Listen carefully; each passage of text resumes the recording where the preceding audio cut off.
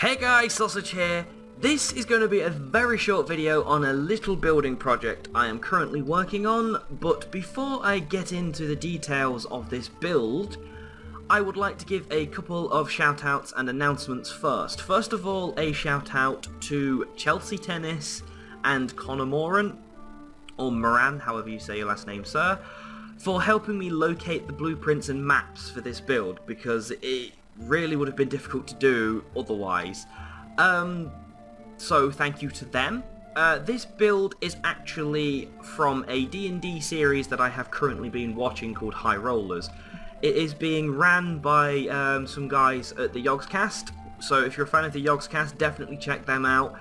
Yogscast Live is where I watch their D&D sessions. They do them every single Sunday, 6 PM till 8 PM. That's GMT, so again, you'll have to translate it into your time zones. Google will be able to do that for you. I'll link the Yogs Live in the description below. Now, this place that I'm building is the first, dungeon that they encounter in the game. So if you do not want spoilers and you really do want to watch this D&D, I highly recommend it. It is amazing campaign, hilarious fun. The characters are wonderful, you should go check it out. So do not get spoilers from this thing that I'm building. I don't want to spoil it. So for those of you who are still here, the main reason for creating this video, I am creating as I've said, a map of this D&D world that they're doing. I'm starting with the first dungeon, it's the easiest thing to do. I'm using the build pack on the AT launcher. That basically includes a lot of mods and tools that I can use to build. So we've got 86 pages and just go through it. I'm not going to go through all the mods, but there's a lot of awesome materials and stuff that I can use, and magics and whatnot, which is perfect for building a D&D world. Now this is the Barrow that the first dungeon they encounter, ignoring the bed, that's going to go. This is going to be a short video because I'm wanting people's opinions. Those of you who have seen the D&D and know what I'm talking about, I need your opinion on the size of this place. I feel, personally, it might be a little too small. Now, I'm going to display the map on the screen. Again, thank you to Chelsea Tennis and Connor Moran for letting me know where this is and giving me one as well. So, every single square on that grid, I'm doing 2 blocks for. So, 1 square is 2 blocks. So, that kind of gives you the scale I'm going for. But this is the first room where they have the wall of vines. Again, this map is very much pre-alpha. There's next to no detail in it, except obviously I've gone for the whole mossy feel and broken feel. So this is the wall of vines they encounter. They obviously break a hole here and then get through. So I'm going to have their weapons somewhere around here. This will be the first corridor they encounter. And may I remind you, it's only bright because I'm using the splash potion of night vision. It is actually pitch black, which is practically the feel that Mark Humes was going for. Shout out to you, sir. Amazing D&D. This will be the first room they encounter afterwards, and this is where they have the fight with the bark creatures. Now, I'm going to put some sconces on these walls here. Again, the size, I just feel it's a bit small for a Barrow. Again, opinions are needed. This is something I'd like to help with the community help me build. So I don't just want to build it on my own, I'd like the community to have their input, let me know what they think on the size. I definitely want to get people involved in this. Hopefully maybe get Mark to have a look at it as well. So try and show him this video. I'd like to see what he thinks of it as well, because that'd be fantastic. But yeah, this is the floor where they have the tree with the stars. And then down here I'm going to have the entrance blocked off. Ignore that, that is purely to get rid of bats, because this place is full of the damn things. So this will be the entrance that's blocked off, and then obviously there'll be stairs here. These are the stairs that lead up to the other room that you'll find Gulthia in, I believe. But obviously when you pull these, that sets a trap. Then we head through to this room, again pre-alpha. I have no details, this is just purely for size scale. This is for scale only, so the details are coming after. This is where they will encounter their vine zombies, so if you can imagine there are like stone pews in here. In the middle will be the broken fountain, at the back you'll have the statue. I think the ceiling needs to be taller for the statue, but other than that, this is basically the vine zombie room.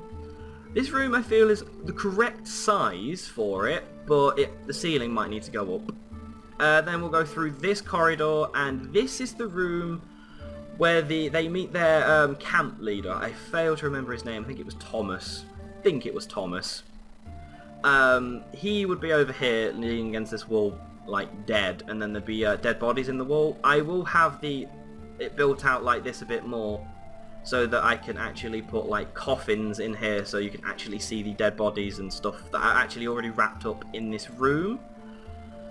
We'll go through here, and this is the room where you'll find Gulthea and the vine creature, where she's actually sacrificing someone, and Juto first meets her. So this is where this will be. There'll be a sacrificial altar somewhere around here, maybe. But yeah, so that's this room. It will come down these stairs, and this is the hilarious room where Cam, being an idiot, steps on one of those crossed swords and gets poisoned and almost falls on more. The reason I've not set the floor to moss is, as Mark says, the entire floor is the mural.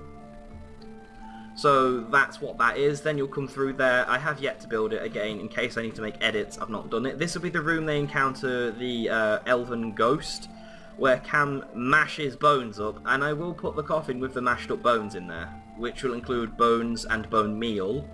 If we come back through here again, this here will be where the room is with the tree, and they have to talk to Renwyn to try and talk him out of it. So you'll go through there to that.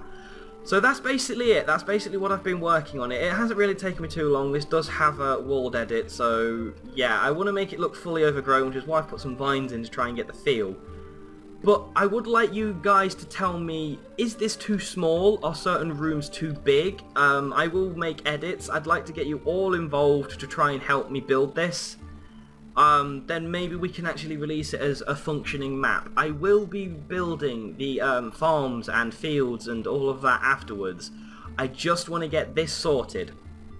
And then maybe if, I don't know if the maps include it, but the way out, I need to know where I put the exit. So maybe if you guys can kind of pester Mark for that. Apologies if you get spammed with tweets about that, Mark, if you're watching this. I need to know where to put the exit. I don't know where that is. I remember that they says they have to go down a long corridor, and then they come out into a cave, which is where the campsite was of Renwyn. And then there's a statue there. I need to know where that is so I know where to pull this place out.